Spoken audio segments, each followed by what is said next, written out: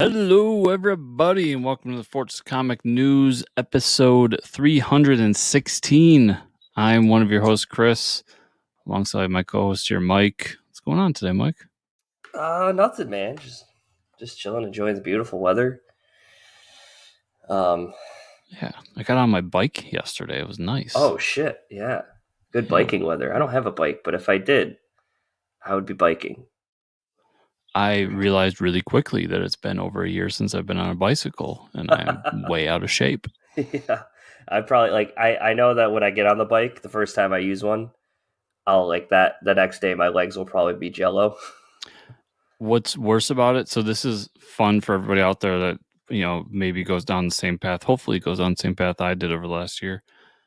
I decided to go on a bike ride, went for like 45 minutes, and where I live, it's all hills. So, up and down, all that. My legs were fucking jello. And then I decided to immediately go into my kettlebell routine, which involved a lot of core and leg exercises. Yep. And Here you go. afterwards, I just fell on the mat and just laid there for a minute. I'm like, oh, this is too much. I can't move. Yeah, that's great advice. So try that out. That's the Chris workout, everybody. See, my advice is get a gym membership and go on a bike there during the winter if you deal with winter like I do. Oh yeah, true. That's what I'm doing next year. I'm telling you. That's like what I did during the pandemic. Everybody bought one of those exercise bikes, and so did I. Mm-hmm. And then after the pandemic ended, it sits in my closet, and I never use it. So if you visit and you want an exercise bike, I got one. When I get a house, that's what I want to do. I want to get one of those exercise bikes because I don't really like going to the gym. Yeah, not a fan. I don't like being around people when I'm working out. I don't like being around people, period. Sorry, everybody. No. Understood. Well, I mean, we read comics. Come on. People can relate. But yeah, so I'm going to try it. I want to buy one of them down the line, but I don't want to move it all the time, which is my current. Well, yeah. I mean, I've been stable for the past year plus now, but for a while there, my life was like, hey, we move into a place, we get settled. You got to move. Yep.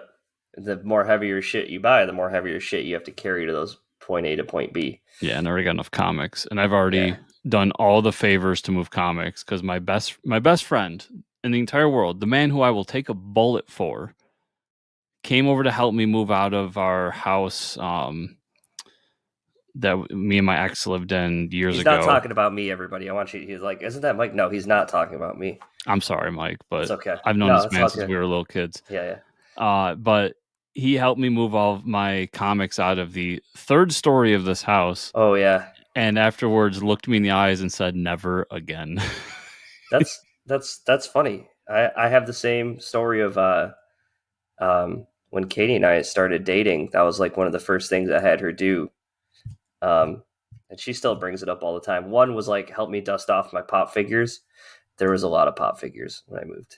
And I think I have a picture of that endeavor. And then the second was I was living on you remember my apartment in Massachusetts, really small, but it was up like 3 flights or 2 flights of stairs. No, 3 flights of stairs and crazy corner. And then I had like all 6 of my boxes to bring down, comic boxes. And and she told me the same thing. You get about one move out of those people in your life that are very close to you when it involves comics, and then you got to move on to somebody else, because she also said never again. Not to flex, because Mike went digital like a smart man. Yeah, but I have many more boxes than 6. Yeah. I think I have I can't remember. I'll count up the boxes after this, and you definitely have way more than I do, for sure, because you haven't stopped. But no, Mike, so listen, if ever a day comes where a woman can stand me long enough to marry me, you're in the wedding party, don't get me wrong. But okay. This guy's the best man, so I'm sorry. Yeah, it's all good. It's understood. Understood. That being said, everybody, speaking of how much we love people or dislike people, we do have a person on the show today. David Whalen's coming back. Correct-handed comics, The Offspring. He's been on the show. This will probably be his 4th time, I believe. David's a great guy, awesome to talk to, so we'll be chatting with him in a little bit. We're very fortunate that people want to come back to the show, because that means we're not as grumpy and curmudgeons as we thought. Back to I'm having to turn people down. Yeah. casual flex. Yeah. And we can turn down. We've been. I don't know if we could say this, but Chris has turned down a couple ad sponsors too because we ain't got time for that. For what you dish it out. Yeah. You don't want to hear behind the scenes No, podcasting bullshit, but you yeah, don't. no, Yeah. I'm not doing it anymore. Now, So if go to someone, Patreon at patreon.com/Fortress Comics. yep, there you go. That's where you can go to. Now, if someone approached us and said, "Hey, we want to run ads and we'll give you guys Jeffrey dollars," I'd be like, "Hell yeah!" But then all the Toys R Us's are closed, so Or if it was like, hey, you could quit your job money, like, oh yeah, yeah, I'll do all your bullshit, yeah, but I'll that do. that's No, not what's going down. no. But yeah, Patreon is there. I guess we got a little bit of news. We got some stuff to talk about that we've done this weekend. So I knew you went and saw Guardians of the Galaxy. I did not, so we'll talk about that. And then there's some really exciting comic news this week that I cannot wait to talk about. Yeah. Didn't you do something fun over the week? I did. So I had tickets from Christmas to go see a Star Wars symphony, and it's played by the Albany Symphony Orchestra. Um, and it was a fantastic time. Of course, there was people dressed up and as stormtroopers and stuff like that. That was a lot of fun. But they played a handful of songs, and John Williams wasn't a conductor. I have seen John Williams before. He plays up in Tanglewood in Lenox, Massachusetts, every year to do Star Wars music. So I'm very fortunate that I've seen John Williams live.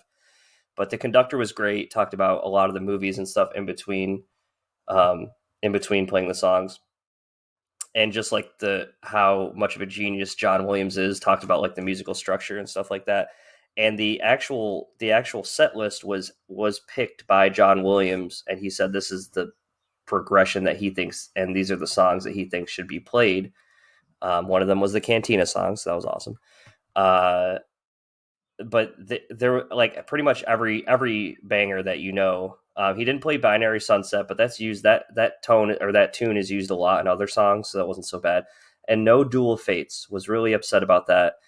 Um, and I didn't realize like it sucks because the movie was so bad. But episode 2, like the whole love between Anakin and Padme, I forget what the song is called.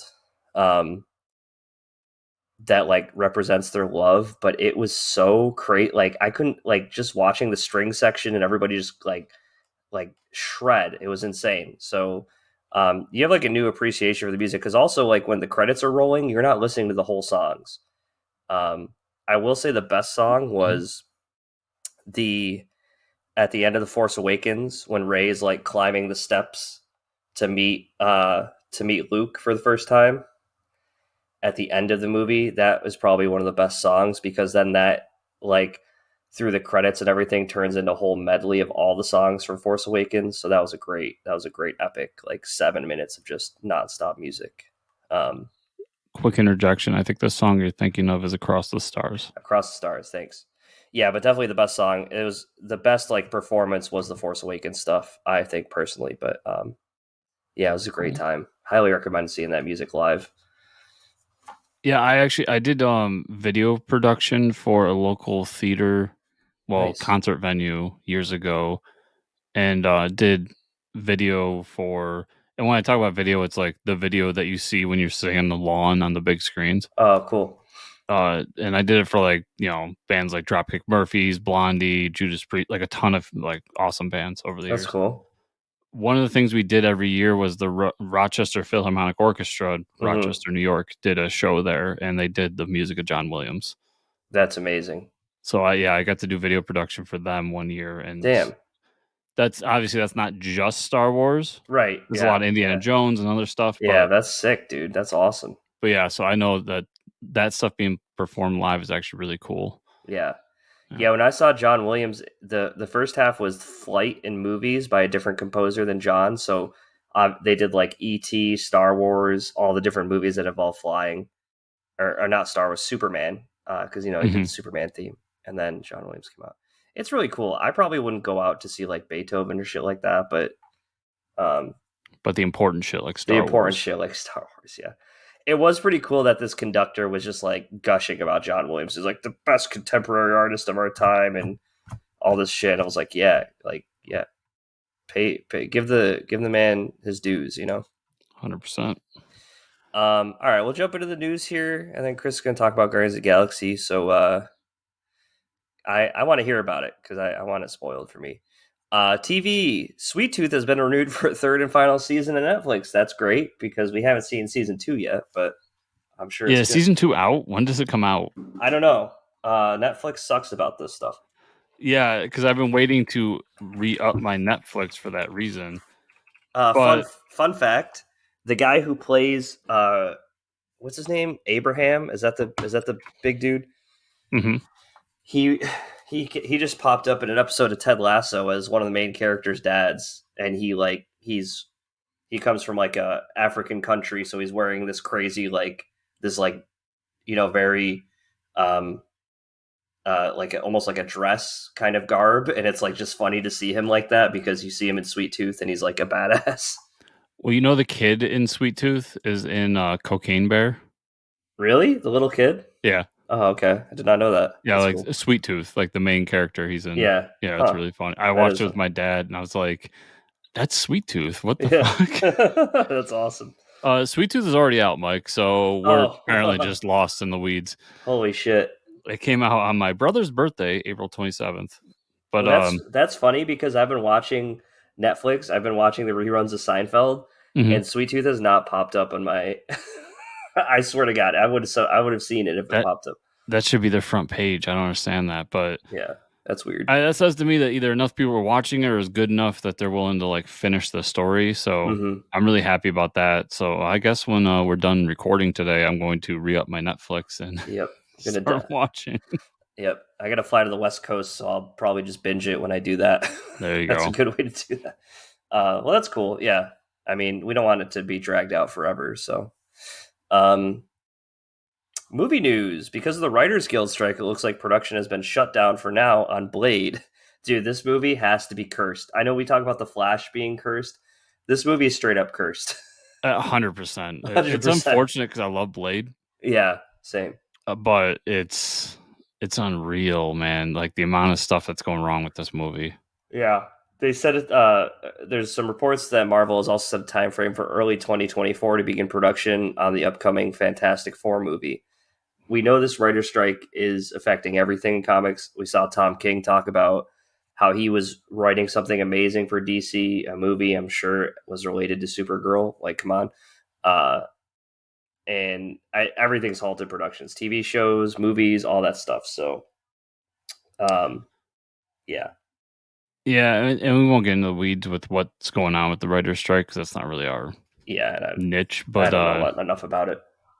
yeah, and I don't know enough about it either. At the end of the day, like I'm kind of the mind, like I hope everybody gets what they want. Like Yeah, right. the people on the bottom, like myself, I'm a grunt as well. Mm-hmm. Need to get paid, but I don't know. It's not something I like dive deep into. All I know Mm-hmm. is that there's people I respect that are like for it. So I'm like, okay, Yeah, whatever, I'm with you. right. Yep, But from a fan perspective, it really sucks that it's like affecting things that we are looking exactly. forward to or Right, enjoying or right. whatever. But yeah, the Blade movie, man, I really want that movie to come out. It's Fantastic good. Four.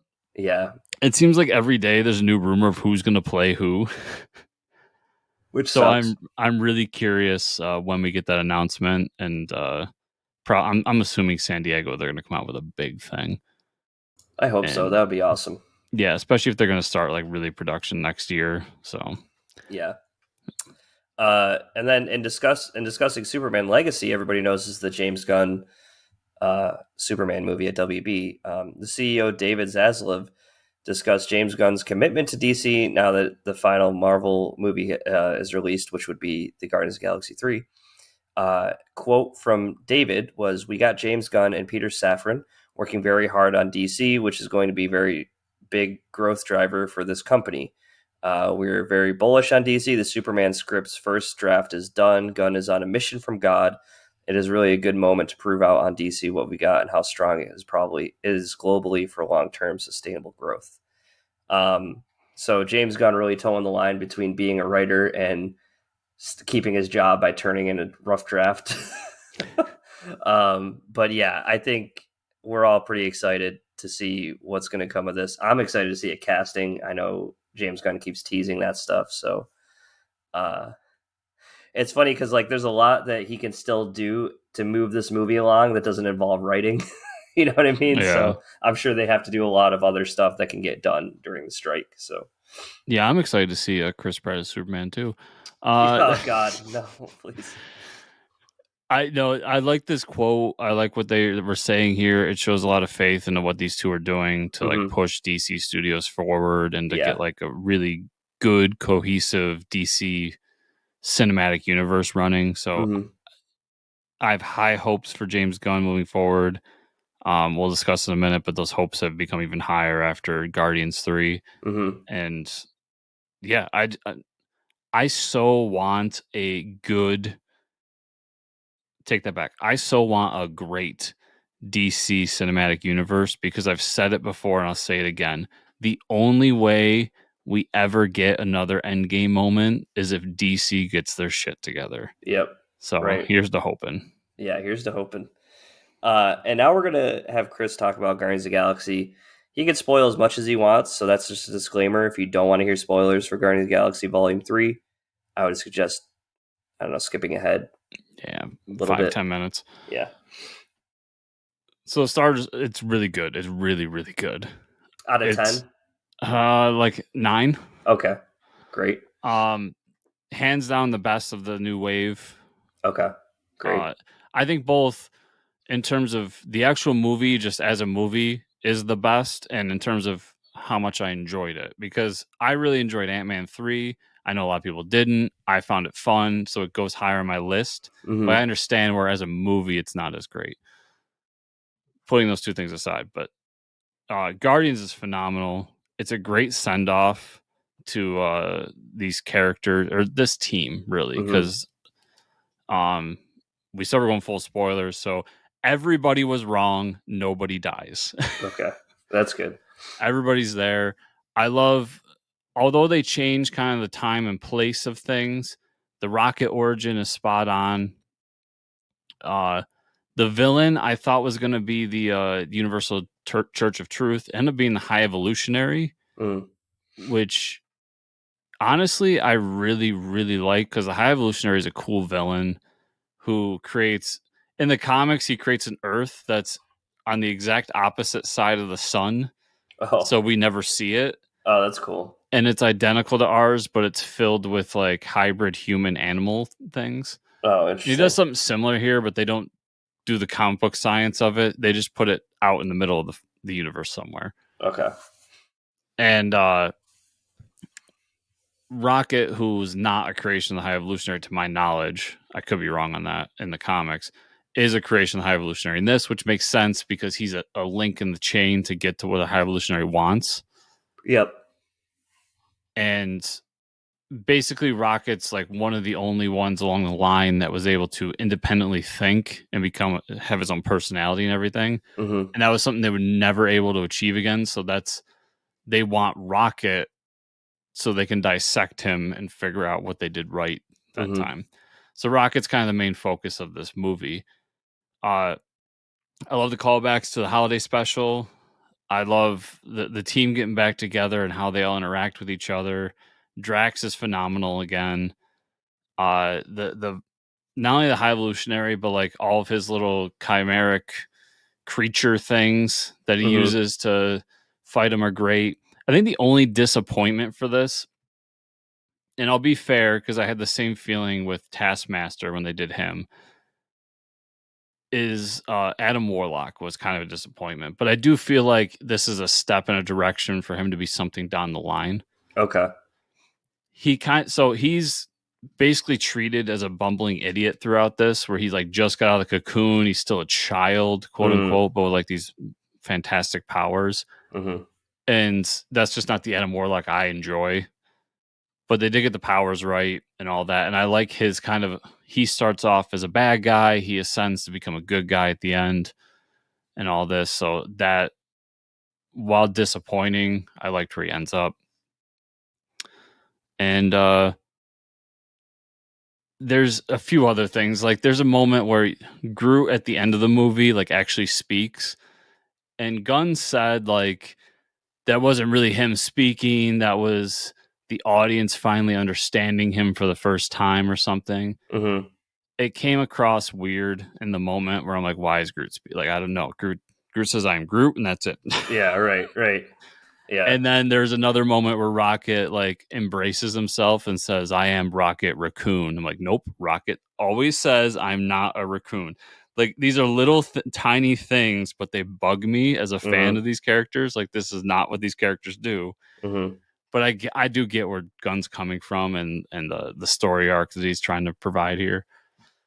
Uh so all in all, that's like, I mean, you get the rest of the story. Good Yeah. guys win in the end. Like Right. Any after credit scenes or anything? two after credit scenes. One has Rocket leading a new Guardians of the Galaxy team, which Oh, includes Adam Warlock. And because at the end, the team disbands, I should say that too. okay. Everybody kind of goes their own way. Peter goes back to Earth to meet his grandfather. Drax just wants to go and do his own thing, so on and so forth.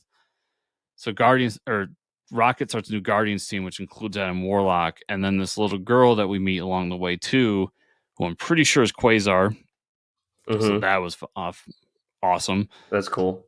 And so that's like the first end credit scene. Then the second one is like Peter sitting down with his grandfather eating cereal, and really Mm-hmm. nothing happens. But it's just a way for them to be like, show this little stupid scene, and then it just cuts to a white screen where letters pop up saying Star Lord will return. So Oh shit. Okay. there's been rumors of whether or not Chris Pratt will come back. I've always thought they were kind of bullshit. This kind of proved to me that they were bullshit. I mean, Star Lord will come back for an Avengers movie or something down the line. Yeah. So all in all, I think it's well worth seeing. Especially if you haven't been into the newer Marvel stuff. I think this fits more into the pre Mm-hmm. Endgame Marvel. Okay. But yeah, I really, really enjoyed it. Cool, man. I'm glad. Yeah. Yeah, it sounds awesome. Maybe I'll try to go see it at the theater still. Yeah, so got some cool stuff from DC this week. Pretty awesome. Pretty awesome stuff. Yeah, Mike's excited. Yeah. Their DC has announced they're expanding their new Golden Age line. It's about friggin' time. With 3 new limited series, all which will be spearheaded by Jeff Johns. Obviously, you can't write all these because, he's too busy. If they just let Jeff Johns control the Golden Age stuff, like oversee it and let other people write it, I'd be cool with that. And I think that's kind of what they're setting up right now. Yeah, I get the feeling they're treating Golden Age as an event, Yeah. and Johns is like writing the event book, and he's Uh-huh. got all these other people under him. And be like, all right, like this is where these characters are. This is where I need them to end, Yep. and that's Yep. what these books are. That's how I got it, the feeling of. Yeah. So the first one, Alan Scott, the Green Lantern, sold. I don't even know who the fuck's writing it or artist. I don't even need to know. I don't even need to know. But we got Tim Sheridan on the book and Cyan Torme on the art. But Tim Sheridan, great fucking writer. Alan Scott, best Green Lantern in my opinion. Fight me. The series will bring a new modern twist to Alan Scott's origin. Don't even give a shit. Don't even care what it's about. It's got Alan Scott. Don't care. I'm down for some Alan Scott Green Lantern. And that cover, oh my god, that cover is amazing too. Doesn't hold a candle to Jon Stewart, but we'll move on from that. Okay, yeah, Jon Stewart's pretty good. But No, the first, yeah, I love Alan Scott. I like what they've done with Alan Scott. I get it. A lot of these characters are new, origin stories, whatever. yeah, I do understand that maybe we need to like upgrade the origin stories to some of these guys and yeah, gals. yeah, So I'm down with doing it. I'm just happy that there's an Alan Scott book. yeah, Like it could have been like Alan Scott, like I don't even know. I'm gonna say something I think is stupid. And it's gonna end up sounding awesome. It could be the stupidest plot line ever, yeah. but it says Alan Scott Green Lantern, and I'm gonna be there. Green Lantern lawn service or some shit. Like he's literally mowing people's lawns. It could be Alan Scott and his husband just like hanging out in the kitchen, just talking, and I'll be That like, would "This be is awesome. amazing." That would be awesome. Anything, please, just give us Alan Scott. The next one, everybody, if you thought it couldn't get better, Jay Garrick, The Flash by Jeremy Adams, art by Diego Teugui, sorry. The series will follow Jay Garrick as he reunites with his daughter Judy as they try to thwart an evil plan decades in the making. if you've been reading The Lost Children, Stargirl, we know that Judy is the one who's trapped in there. So pretty awesome. Love me some Jay Garrick. Easily my favorite Flash. Cannot wait for this. This one I'll check out. Even I mean, I'm just not a big Flash guy. Not a big fan of people who run fast personally, but I'll check it out just because I'm just so excited for these golden. I just want to put my money down to say more Golden Age characters, please. So, Yeah, please. but I like that cover a lot. Yeah, The it's a the great splash of cover. colors in the background are great, Hmm. and all that. So, yeah, I'll be checking it out. This one's pretty cool. I tweeted at Venditti about this. Chris actually texted me ahead of time to like prepare me for this awesome news. Wesley Dodds, The Sandman by Robert Venditti with art by Riley Rossmo. The series follows Wesley Dodds as he tries to create a new sleep gas to create a human weapon for warfare. Along the way, he discovers some gases with deadly consequences, and his journals are stolen. He has to find them before something as terrible is created and will pull the USA into the before something terrible is created that would pull the USA into a next world war. Yeah, so Wesley Dodds, if anybody knows, like, why isn't this the Sandman like the TV show? There is a Golden Age hero, the Sandman, which is actually referenced in the Sandman show. Now, I think that, yeah, they do talk about it, and the book. So Yeah, this is awesome. 100%. It's in the book. I can't remember if it's Yeah, in the I don't show. know if they I don't got. think it's in the show because I don't think they were allowed to use DC characters. Oh, true. Yeah, But yeah, in the book they mention him because that's where the Sandman gets his name from, or something like that. yeah, But awesome. anyways, Rob Venditti on a Golden Age book. Take my money. I'm Uh, internally like I I love Bad Idea. Don't get me wrong, yeah. love Bad Idea. I'm so happy that Venditti's on books that aren't Bad Idea. For it's just he seems to have been like pushed to this corner where like very few of us are getting to read his stuff, and he's now Right. got a Dark Horse book and now a DC book again. Yep. I'm just happy that more people are going to get his work. And I love Wesley. I love the Sandman. Yeah. The Sandman, the hero is one of my favorite Golden Age heroes, just because he has such a cool design. Right. It's just such a unique um, power set and what he does. I just love the character. So Yeah. I am really, really excited for this one. This is by far my top out of the three is Wesley Dobbs to get Yeah. him. Yeah. And it sounds like it takes place in between World War One and World War Two, Which would be really which cool. is a really cool era to explore with superheroes. So Hmm. Um, some more DC stuff. DC announced that Jim Lee has been promoted to president and CCO, with chief creative officer. His new duties put him in charge of creative efforts across all forms of media. So Jim Lee's still doing things. yeah, Jim Lee's in charge of stuff. Yep. Good for him. I don't have much more to add to other than good for him. I mean, Yeah. he seems like the type that lets creatives do what creatives do. Hmm. So I don't feel like he's going to. He might step in when he thinks somebody's really fucking up, but Yeah. I don't think this is going to affect the movie side because he's probably sitting back going like James Gunn knows what he's doing, Hmm. and I'm sure he's just going to be hiring the right people to get books put together. I mean, the news we just talked about, the Golden Age, I'm sure he had something to do with that. So Yeah. right off Right. the bat, like okay, like you're doing good. Yep. Keep it up. Keep it Yeah. up. Uh, Less Wildstorm, more Golden Age. uh, That's not going to happen because Jim Lee created Wildstorm. So Yeah, that's the joke. Uh, we'll always see some sort of Wildstorm being pushed on us. every 5 years they'll try again. Yep. Titan Comics announced that they'll be publishing the unpublished comics by Groening, taking place in his new Netflix animated series Disenchantment. These comics were originally planned to be published under Groening's publisher Bapper Books, but never came out. And now we'll get released original graphic novels through Titan Comics. So that's cool. I actually never watched Disenchantment, so I should probably check it out. Neither have which is weird because I mean, I love Futurama. I'm like, I'll watch The Simpsons. I really liked it at one point in my life, but the problem with The Simpsons is it's gone on too long. and it's like trying to find the ones that are good Mm-hmm. is really hard now. Yeah. But yeah, I should watch Disenchantment. But it's weird. He used to have he had Bapper books that he tried for a little bit, and then he Yeah. had another. I can't remember what the other one was called.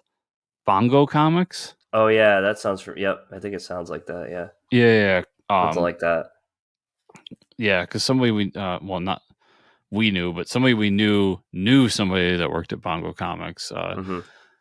that did all the groaning stuff. So he's It's always cool. had an interest in comics in some way, and it's interesting to see that this is happening, and then there's like enough to do multiple OGNs. Yeah. So apparently, he just made a shitload of comics and just never published them, Yeah. which you never really see. But yeah, Yeah, it's pretty cool. This is interesting. So we've been talking about Bad Idea Comics. They're back on Kickstarter with a new comic called Megalith. The comic's said to have been in development since 2018. Is being hyped as the biggest comic in over 20 years. Okay, the series is a kaiju story of massive proportions, and the sequel is already said to be in the works. It was created by writer Matt Kint, artist Louis LaRosa. Um, yeah, so Bad Ideas coming back. They're on Kickstarter. Um,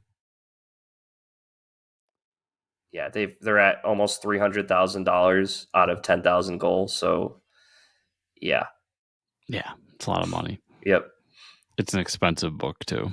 yeah, It's like $120 book. yep, I I said earlier, I love Bad Idea. I can't spend $120 on a fucking book. I yeah, just can't do it. It it's gonna be yeah. I want to read this. I want to check it out. But if are you on the page right now? yeah. I'm looking at it right now. So the header says, "Help us bring this to comic stores." Right. So my feeling is, I think they said that this is going to be released as like a 6-issue series in comic stores or something Okay. like that. Yeah. I'll get it that way. I can't believe they have over 500 backers for um $120 hardcover. That's kind of crazy. Yeah, there's no digital option, so I'm completely out. Yeah, Expadia doesn't do digital. Remember? Like I'll either pay 130 for a hardcover or nothing. Yeah. Yeah. And I've been talking to guys behind the scenes with Bad Ideas. We're trying to get something together to get people on the show again, Hmm. but I'm just really curious about this book. I Yeah. kind of hope so. Behind the scenes talk again. They might be sending us stuff, Yeah.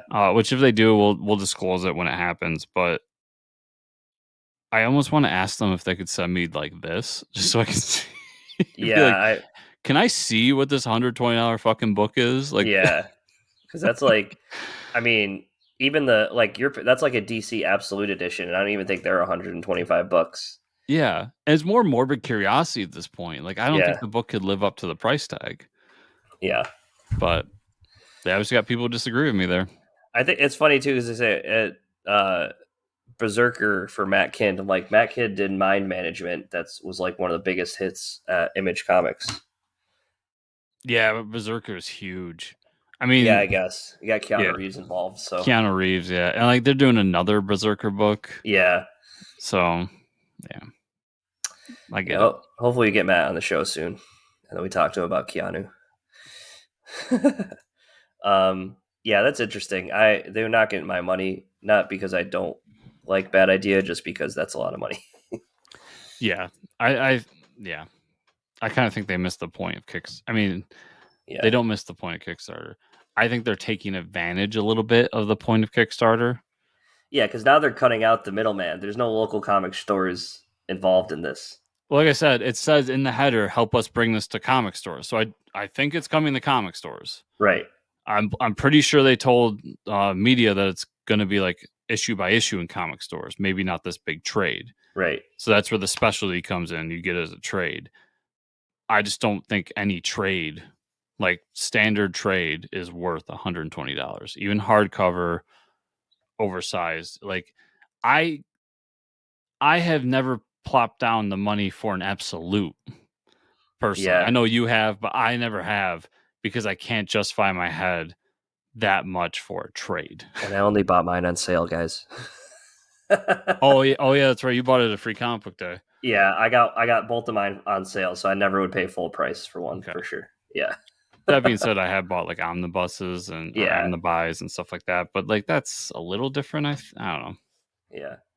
Yeah, I mean that's crazy though that they had 500 backers for that one hardcover. It's like that people don't even care with the price. They might be speculating a little bit just because the thing that Bad Idea has built up. So that's interesting.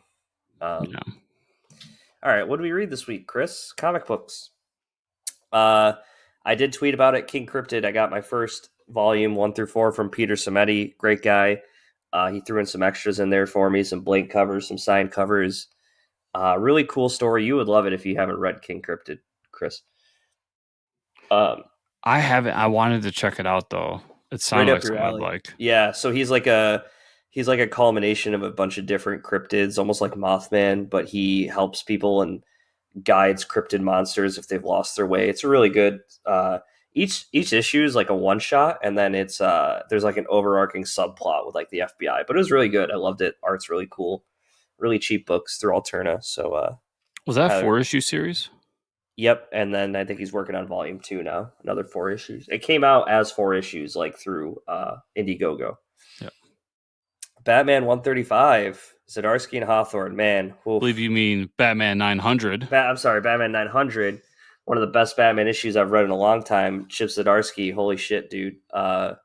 I know when this started off, this whole storyline of Batman in the multiverse, we had definitely brought up the fact that we're like, Batman should just fly through the multiverse and show us all this fun stuff. And well, yeah, that's kind of what happened this issue. Yeah, Zard Chip listens to the show.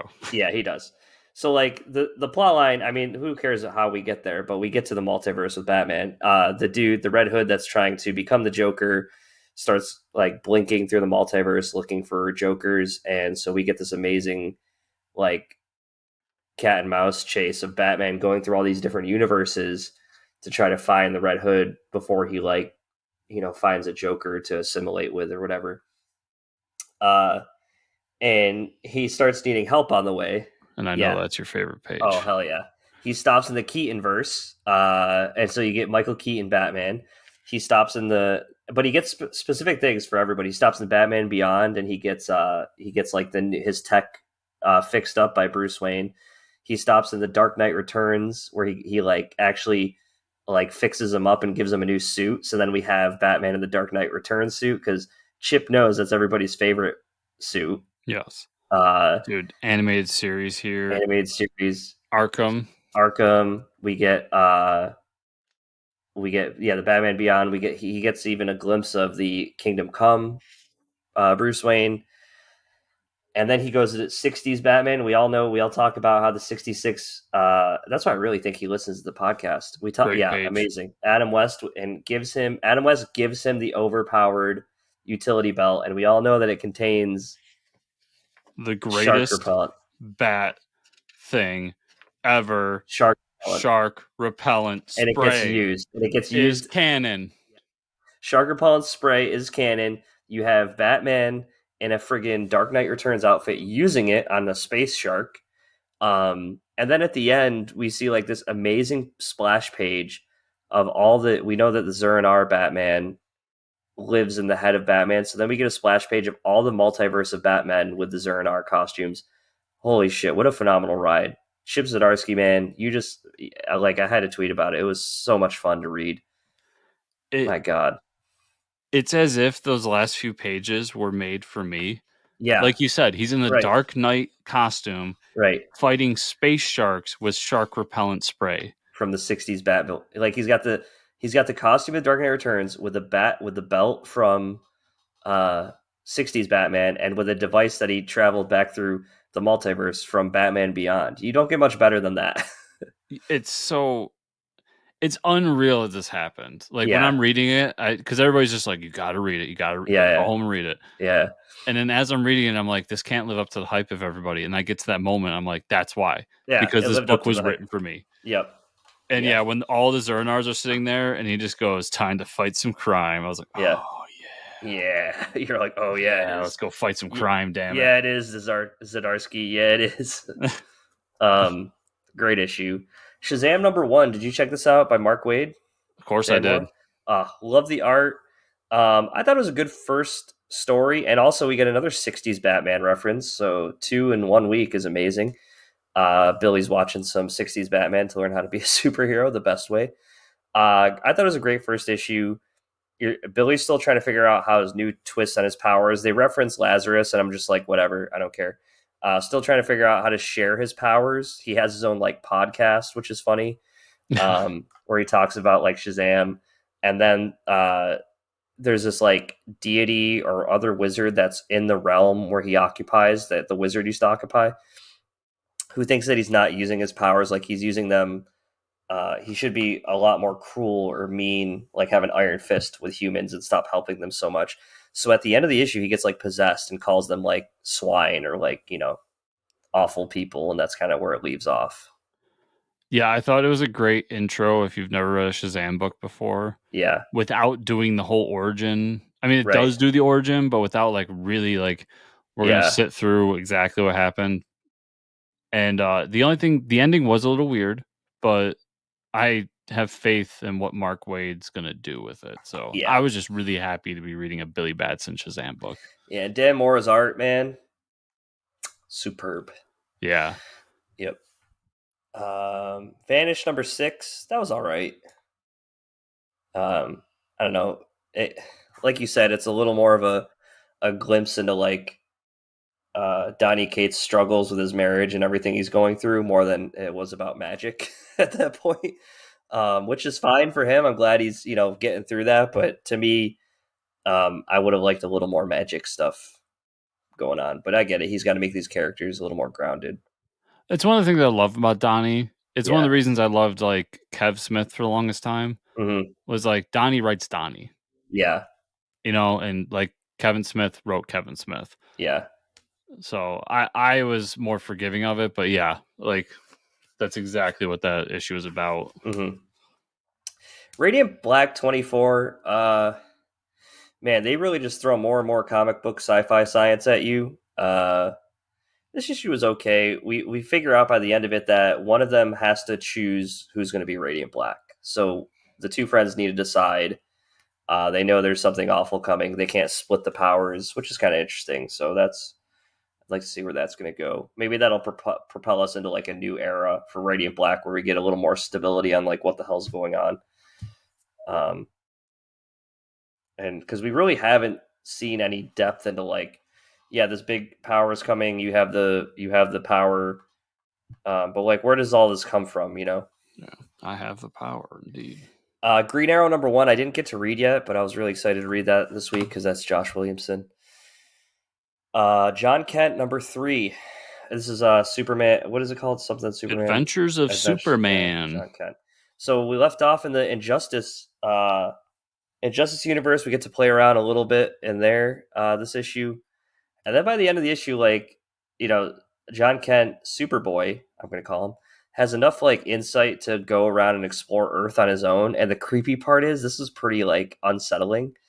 Uh, was that like he's like I don't hear anything, and like somebody's baby's crying, and like he saves the baby, and she's like very, and the scary part was she said it was an accident. I think she was trying to kill her child because like she didn't want her to live in it. Like it was pretty dark. Like she didn't want her Yeah. baby to live in a world with this like Nazi overlord Superman.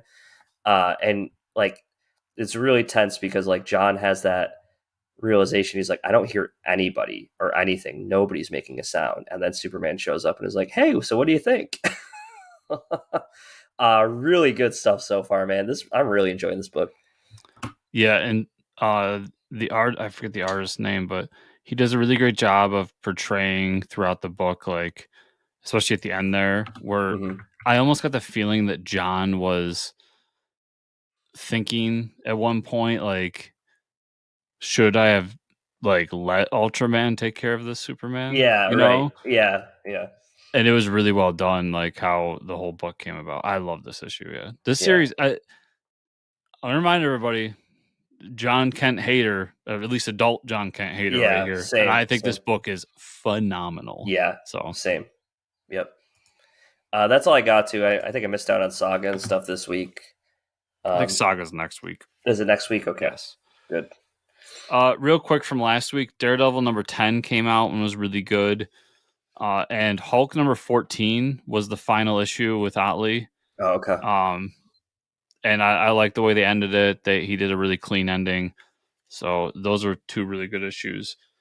Some quick things that came in the mail.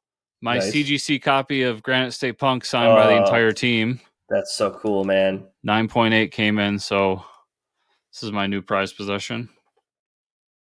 Next to the original page from this said book.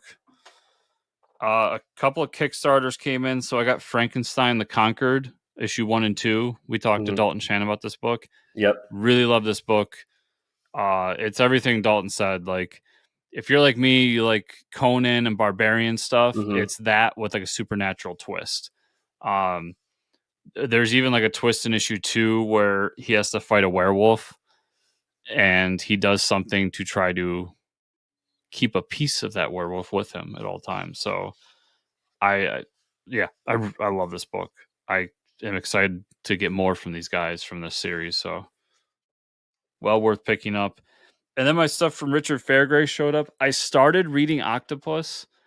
I'll say the design's really great. I love the stories I've read so far, but I'm not done with it. So I'm going to wait till next week to really talk in Okay. depth about it. But I did get his horror shorts, issue 1 with it. Oh, nice. And I really enjoyed these. Yeah. I think he led off with the strongest one with the corn cob story. Yeah, I love that one. Yeah, but the other ones are pretty good as well. And he labels it as issue 1, so I'm hoping maybe next time we talk to him, I'll ask him. But I'm hoping he does more of these. Cool. I talked about this book in the past, but the Scout Comics version came out, so I wanted to shout it out. Grimm Space Pinocchio came out, Yeah. so I picked up the Scout Comics version. Nice. And then I got Groot number 1, which is the origin story for Groot, about what happened to his planet and everything, and how it connects to Captain Marvel, the original Captain Marvel, Captain Marvel. Marvel. And basically, there's this like space pirate group that's going around destroying these planets, and the Captain Marvel, when he was Recruit Marvel, finds Groot and a couple other of his people and saves them, and then tries to bring them back to their home planet. Well, I should say, while trying to save them, they have to fight chainosaurs, which are robotic dinosaurs with chainsaws. That's awesome. I'm just saying. Amazing. And then they go back to their planet known as Planet X and find out that these space pirates have been there and done something to the planet as well, but something different because the planet's not completely destroyed. And that's where we leave issue 1. So like that. Cool. And I got Moon Knight number 23. And this issue of Moon Knight, Dylan Brock Venom has to team up with him to stop these like mercenaries, and they end up finding out along the way that something that's been hindering Dylan's abilities is also something that Moon Knight's been following. So they team up to fight, and they get the villain technically, but the villain turns himself in so he doesn't have to be interrogated by Moon Knight because he's so afraid of Moon Knight. Which pisses Moon Knight off because he needed to interrogate him to get information about the next guy up the ladder. So really enjoying Jed McKay's Moon Knight. Well, Mike, that is everything I read this week. Where could people find you on the internet? You can find me at Fortress Ricker on Twitter. Where can they find you and or the show? You can find me at Fortress Chris on pretty much all social medias, or the show at Fortress Comics _ on pretty much all social medias. Also at fortressofcomicnews.com. Remember, everybody, to give us the reviews on the podcatchers. Like, subscribe, share, and comment down below on the YouTube version. And if you want to go the extra mile, Patreon at patreon.com/fortresscomics. Thank you all so much for watching and listening this week. And we will see you all here next week.